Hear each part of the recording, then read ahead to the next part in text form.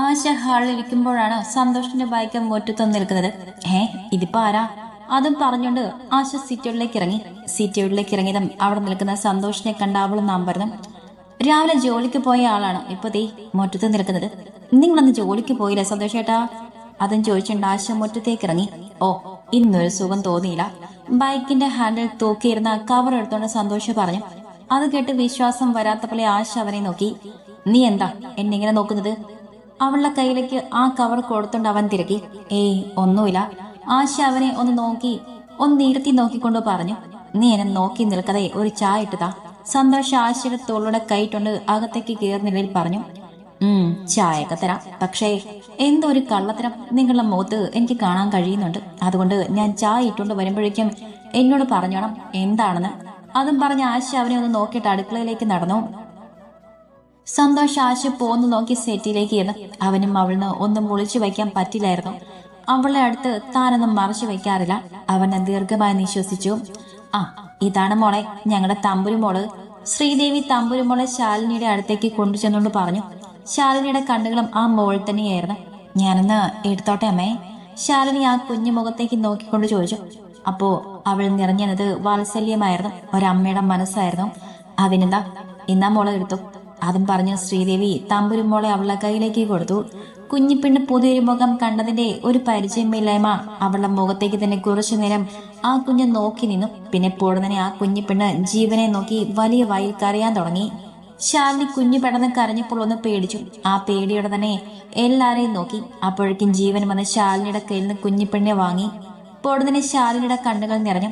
പണ്ട് സതീശേട്ടന്റെ വീട്ടിൽ അവരുടെ ഒരു ബന്ധു കുഞ്ഞിനെ കൊണ്ട് വന്നപ്പോ ആ കുഞ്ഞിനെ സന്തോഷത്തോടെ എടുത്ത ശാലിനിയെ ശാന്ത വഴക്ക് പറഞ്ഞു. കല്യാണം കഴിഞ്ഞിട്ട് വർഷം 2 എന്നിട്ട് വിശേഷമൊന്നും ആയതുമില്ല. മച്ചിമാരി കുഞ്ഞുങ്ങളെ എടുത്ത കുഞ്ഞിന് എന്തെങ്കിലും അസുഖം വരും. ശാന്തയുടെ ആ വാക്കുകൾ ശാലിനിയുടെ ചെവിക്കുള്ളിലേക്ക് തുളഞ്ഞു കയറുന്നത് പോലെ അവൾക്ക് തോന്നി. പരിചയക്കുറവ് കൊണ്ടാ മോളെ, പക്ഷെ അടുത്തു കഴിഞ്ഞാ പിന്നെ മോളെ അടുത്തുനിന്ന് മാറില്ല ആ കുറുമ്പി. ജീവന്റെ കയ്യിലിരിക്കുന്ന കുഞ്ഞിനെ വാത്സല്യത്തോടെ നോക്കിക്കൊണ്ട് ശ്രീദേവി പറഞ്ഞു. അവരുടെ സംസാരം ശാലിനി ചിന്തയിൽ ഉണർത്തിയത്. അവൾ അവരെ നോക്കിയെന്ന് ചിരിക്കാൻ ശ്രമിച്ചു. പിന്നെ പതിയെ ജീവന്റെ കയ്യിലിരിക്കുന്ന കുഞ്ഞിപ്പെണ്ണിനെ നോക്കി. മാമന്റെ കയ്യിലിരുന്ന് എന്തൊക്കെ പറയുന്നുണ്ട് പെണ്ണ്. പക്ഷെ കുഞ്ഞിപ്പെണ്ണിന്റെ കൈ ജീവന്റെ പോക്കറ്റിലിരിക്കുന്ന ഫോണിലുമാണ്. ജീവന്റെ നോട്ടം ശാലിനിക്ക് നിറകു വന്നപ്പോൾ ശാലിനി അവനിൽ നോട്ടം മാറ്റി. അത് കണ്ട് ജീവൻ നോറി ചിരിച്ചു. എന്നാ മോളും മീനുമോളെ പരിചയപ്പെടും. ഇവിടെ അച്ഛനും മോനും പോകാൻ സമയമായി. ഞാൻ അടുക്കളയിലേക്ക് ചെല്ലട്ടെ? അതും പറഞ്ഞ് ശാലിനിയുടെ കയ്യിൽ പിടിച്ച മീനുവിന്റെ ബെഡിന്റെ അടുത്തേക്ക് കൊണ്ടുചെന്നിരുത്തി. അമ്മ അവരെ പറഞ്ഞയച്ചിട്ട് ഉടനെ വരാം കേട്ടോ? അതും പറഞ്ഞ് ശ്രീദേവി റൂമിന് പുറത്തേക്ക് പോയി. അച്ഛനും മോനും അവരെ പോന്ന് നോക്കി നിന്നു. അവിടെ മുഖത്തെ സന്തോഷം ആ അച്ഛനും മോനും അറിയാൻ കഴിഞ്ഞു. എന്നാ മോളെ, എനിക്ക് ബാങ്ക് വരെ പോണം, പോയിട്ട് വേഗം വരാട്ടോ. ശാലിനി നോക്കി നിറഞ്ഞ ചിരിയാലേ അയാൾ പറഞ്ഞിട്ട് പുറത്തേക്ക് പോയി. ശാലിനി ഒരു നിമിഷം മന്ദിച്ചിരുന്നു. എന്നോട് എന്തിനാണ് സാറ് പോകുന്നതും വരുന്നതും പറയുന്നത്? ഞാൻ സാറിന്റെ മോളെ നോക്കാമെന്ന വെറും വേലക്കാരി. അവരുടെ അമിത സ്നേഹം ശാലിനിയിൽ ഒരു വീർപ്പുമുട്ടൽ അനുഭവപ്പെട്ടു. ജീവന്റെ കണ്ണുകളും ശാലിനിയിൽ തന്നെയായിരുന്നു. അവൻ പോടതിനെ തമ്പുരുമോളെ കൊണ്ട് ശാലിനിയുടെ മടിയിലേക്ക് വെച്ചു കൊടുത്തു. ശാലിനി പെട്ടെന്ന് ഞെട്ടി നോക്കിയതും തന്റെ മടിയിലേക്ക് കുഞ്ഞിനെ വെച്ചിട്ട് നൂർന്ന ജീവനെയാണ് കാണുന്നത്. തന്റെ മടിയിൽ നിന്ന് ഒളിച്ചു പോകുന്ന കുഞ്ഞിനെ പോടതിനെ ശാലിനി 2 കൈ കൊണ്ട് മുറുക്കെ പിടിച്ചു. എന്നിട്ട് ജീവനെ നോക്കി. ആള് മീനുവിന്റെ നെറുകിൽ മുത്തുകയാണ്. ശാലിനി ആ സഹോദര സ്നേഹം നോക്കിയെന്ന് തനിക്ക് അന്യമായ സ്നേഹം. കൂടപ്പിറപ്പുണ്ടായിട്ടും ആ സ്നേഹം അനുഭവിക്കാൻ തനിക്ക് യോഗയില്ല. ആ ഓർമ്മയിൽ ശാലിനിയുടെ കണ്ണുകൾ നിറഞ്ഞു വന്നു. മാമൻ പോയിട്ട് വരാം തമ്പുരുമോളെ. തന്റെ മടിയിലിരിക്കുന്ന കുഞ്ഞിപ്പെണ്ണിന്റെ കവളിൽ പിടിച്ചു വലിച്ചുകൊണ്ട് ജീവൻ പറഞ്ഞു. അത് കേട്ട് കുഞ്ഞിപ്പെണ്ണും അവന്റെ അടുത്തേക്ക് എന്തൊക്കെയോ പറഞ്ഞിട്ട് ചാഞ്ഞു ചെല്ലുന്നുണ്ട്. അയ്യോടെ പൊന്നെ, മാമന് സമയമില്ലടാ മുത്തേ, മാമൻ ഓഫീസിൽ പോണം, മാമൻ വൈകിട്ട് വരാട്ടോ. അതും പറഞ്ഞിട്ട് ജീവൻ പുറത്തേക്ക് പോയി. ശാലിനി അവൻ പോയ വഴി നോക്കി. പിന്നെ മീനുവിനെ നോക്കി. ആള് നല്ല ഉറക്കത്തിലാണ്. ശാലിനി മീനുവിരുന്ന് നോട്ടം മാറ്റി കുഞ്ഞിപ്പെണ്ണെ നോക്കി. കയ്യിലിരിക്കുന്ന ഫോണിൽ നോക്കിയിരിക്കുവാണ്. ചുമ്മാതല്ല തന്റെ കയ്യിൽ കരയാതിരിക്കുന്നത് ശാലിനി ഓർത്തു. ഇനി പറ, എന്തെന്ന് ബാങ്കിൽ പോകാതെ? ആശ ചായ കൊണ്ട് സന്തോഷിന്റെ കയ്യിൽ കൊടുത്തോണ്ട് ചോദിച്ചു. അവളും അവന്റെ അടുത്തേക്ക് ഇരുന്നു. എന്നിട്ട് ഒന്നുകൂടെ സന്തോഷിനെ നോക്കി. അവൻ ചായ കുടിക്കുകയാണ്. ഞാൻ സതീശന്റെ കൂടെ വക്കീൽ ഓഫീസ് വരെ പോയിരുന്നു. അതിനെന്തെന്ന ഭാവത്തിൽ അവനെ നോക്കി ആശ. അവൻ അവളോട് അവിടെ നടന്ന കാര്യം മൊത്തം പറഞ്ഞു. ആശ അവൻ പറയുന്നത് ശ്രദ്ധയോടെ കേട്ടിരുന്നു. സന്തോഷം പറഞ്ഞു തീർന്നതും ആശയെ നോക്കി. സതീശേട്ട ശാലിനിയോട് ചെയ്യാൻ പറ്റുന്ന പ്രായച്ചിത്തമാണ് അവളെ സതീശന്റെ ജീവിതത്തിൽ നിന്ന് ഒഴിവാക്കുന്നത്. അവൾ എവിടെയെങ്കിലും പോയി സമാധാനത്തിൽ ജീവിക്കട്ടെ. അതും പറഞ്ഞ് ആശ ഇരുന്നിടത്തൊന്നും എഴുന്നേറ്റും. അവളുടെ കണ്ണുകൾ നിറഞ്ഞിരുന്നു ശാലിനി ഓർത്തപ്പോൾ. പിന്നെ സന്തോഷിനെ നോക്കാതെ ആശ അടുക്കളയിലേക്ക് നടന്നു. സന്തോഷ് ആശ പോകുന്ന നോക്കി സെറ്റിലേക്ക് തല ചായച്ചു വെച്ച് കിടന്നു. അവന്റെ കണ്ണുകളിൽ കല്യാണം കഴിഞ്ഞ് നിൽക്കുന്ന ശാലിനിയുടെയും സതീഷിന്റെയും മുഖം തെളിഞ്ഞു വന്നു. സന്തോഷ് പതിയെ കണ്ണുകൾ അടച്ചു കിടന്നു. സതീഷ് വീട്ടിലേക്ക് കയറി ചെല്ലുമ്പോൾ മുറ്റത്ത് തന്നെ സനീഷ് നിൽക്കുന്നുണ്ട്. ആള് ഫോണിലാണ്. മുറ്റത്ത് രാജേഷ് അളിയുടെ കാർ കിടക്കുന്ന കണ്ടപ്പോൾ സതീഷിന്റെ മനസ്സിലായി അമ്മയോട് താൻ എന്ത് സംസാരിച്ചത് അമ്മ ചേച്ചിയെ വിളിച്ച് പറഞ്ഞു കാണുമെന്ന്. ഫോൺ ചെയ്യുന്നിടയിൽ സനീഷും ഏട്ടനെ കണ്ടിരുന്നു. അവൻ ഏട്ടൻ നോക്കുന്നത് കണ്ട് സനീഷ് അവനെ നോക്കി ചിരിച്ചു. സതീഷും വലിയ തെളിച്ചമില്ലാത്തൊരു ചിരി അവനെ കൊടുത്തുകൊണ്ട് അകത്തേക്ക് കയറി. ഞാൻ പിന്നെ വിളിക്കാം മോളെ, എന്റെ ഏട്ടൻ വന്നു. സതീഷ് പോയ വഴി നോക്കിക്കൊണ്ട് പറഞ്ഞു. എന്നിട്ട് ഫോൺ കട്ടാക്കിയിട്ട് അവനും സതീഷിന്റെ പുറകെ അകത്തേക്ക് കയറി. സതീഷ് അകത്തേക്ക് കയറിപ്പോയ കേട്ടകത്ത് അച്ഛന്റെയും അമ്മയുടെയും ചേച്ചിയുടെയും അളിന്റെയും ഒക്കെ സംസാരം. ഹാളിലേക്ക് കയറി ചെന്ന എല്ലാരും പൊടുന്നനെ സംസാരം നിർത്തി സതീഷിനെ നോക്കി. ആ, അളിയും വന്നോ?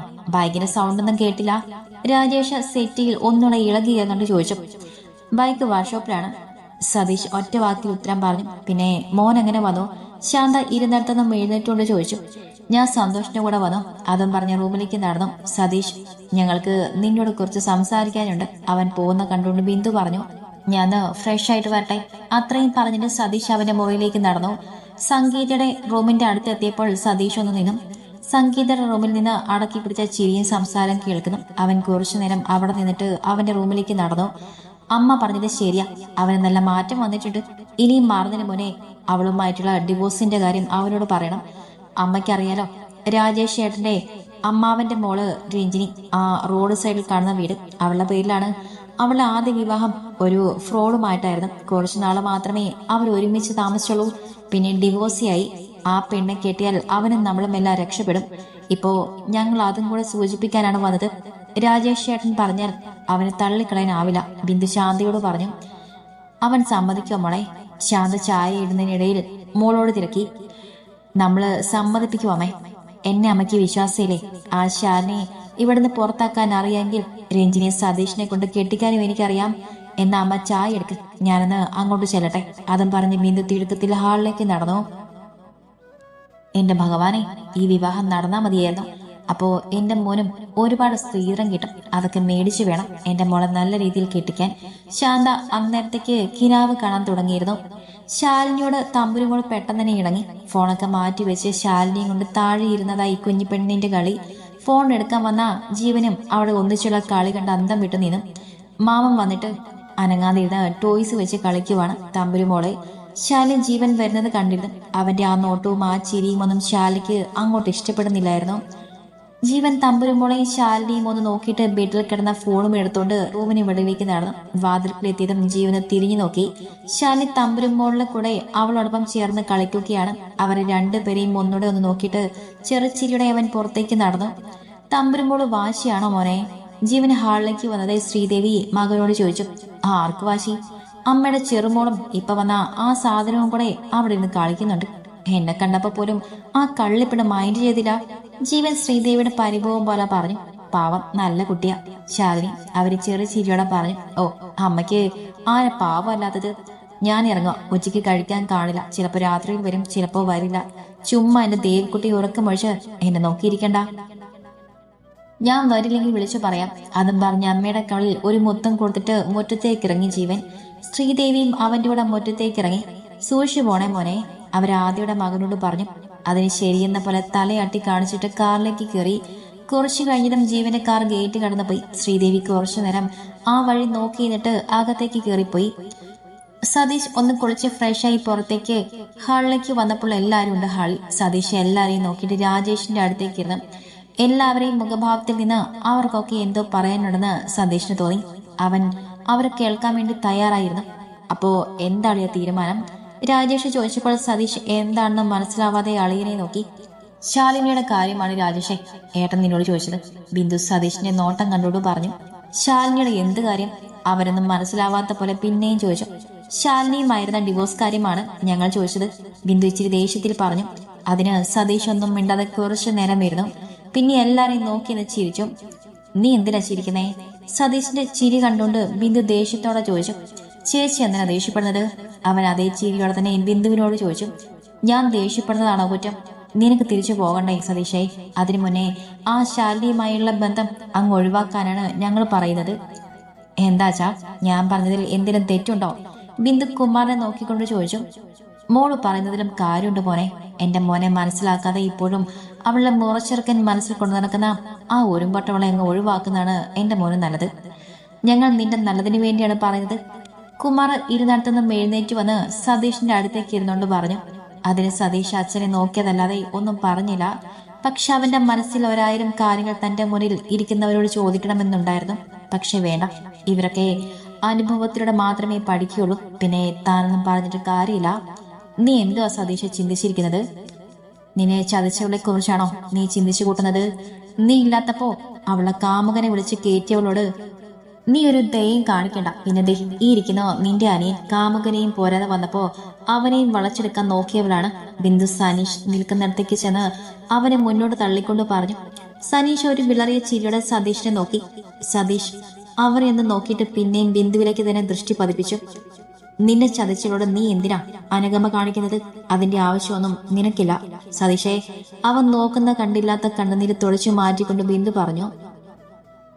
ശാന്തയും കുമാറും തന്നെ മകളുടെ സംസാരത്തിൽ സന്തോഷത്തോടെ നിൽക്കുകയാണ്. അതുപോലെ തന്നെ തന്റെ ഭാര്യയുടെ അഭിനയം കണ്ട് ചുണ്ടിൽ ഒളിപ്പിച്ച ചിരിയോടെ രാജേഷും ഇരിക്കുന്നുണ്ട്. എന്നാലും ഇടയ്ക്കിടെ സതീഷിനെ നോക്കുന്നുണ്ട്.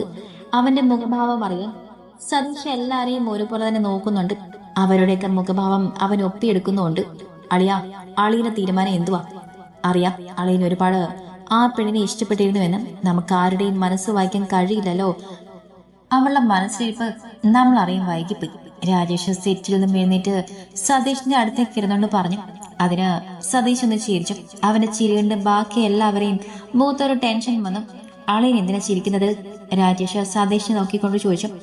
ഏയ് ഒന്നുമില്ല അളിയ, ഞാൻ നിങ്ങളിലൊക്കെ സ്നേഹം കണ്ടുകൊണ്ട് ചിരിച്ചതാണ്. എന്റെ കൂടെ നിങ്ങളൊക്കെ ഉള്ളതാണ് എന്റെ ബലം. സതീഷ് രാജേഷിന്റെ തോളിൽ കൈ വെച്ചുകൊണ്ട് പറഞ്ഞു.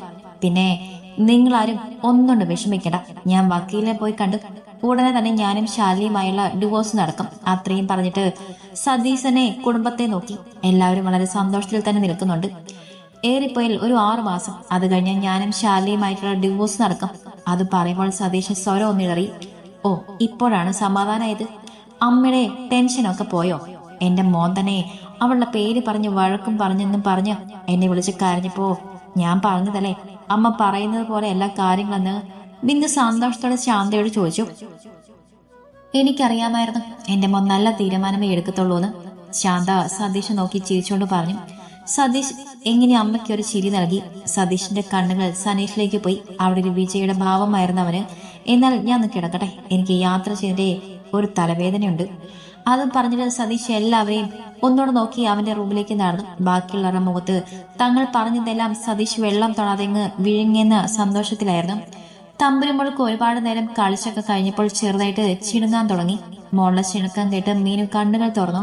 മീനുവിന്റെ കണ്ണുകൾ 4 പാടും ഓടി നടന്ന് തന്റെ കുഞ്ഞിനൊന്ന് കാണാൻ വേണ്ടി. താഴെ നിന്നാണ് കുഞ്ഞിന്റെ കരച്ചിൽ കേൾക്കുന്നതെന്ന് മനസ്സിലായത് മീനു താഴേക്ക് നോക്കാൻ ശ്രമിച്ചു. പക്ഷെ അവൾക്ക് പറ്റുന്നില്ലായിരുന്നു. എന്തോ ഞരക്കം കെട്ടി ശാലിൽ ചിണുങ്ങുന്ന തമ്പുരുമോളെയും കൊണ്ട് താഴെ നിന്ന് എഴുന്നേറ്റ് മീനുവിനെ നോക്കി. മീനു അപ്പൊ കുഞ്ഞിപ്പെണ്ണ് ശാലിനിയുടെ കയ്യിലിരിക്കുന്ന തന്റെ കുഞ്ഞിനെ കാണുന്നത് അവളുടെ മനസ്സിൽ തന്റെ കുഞ്ഞിനോടുള്ള സ്നേഹം നിറഞ്ഞു തുളുമ്പി. തനിക്ക് തന്റെ കുഞ്ഞിനൊരു ഉമ്മ കൊടുക്കണമെന്ന് തോന്നി മീനുവിന്. അതിന് തനിക്ക് പറ്റില്ലെന്ന സങ്കടത്തിൽ അവളുടെ ഇരു ചെന്നിയിൽ കൂടെയും കണ്ണുനീർ ഒലിച്ചിറങ്ങി.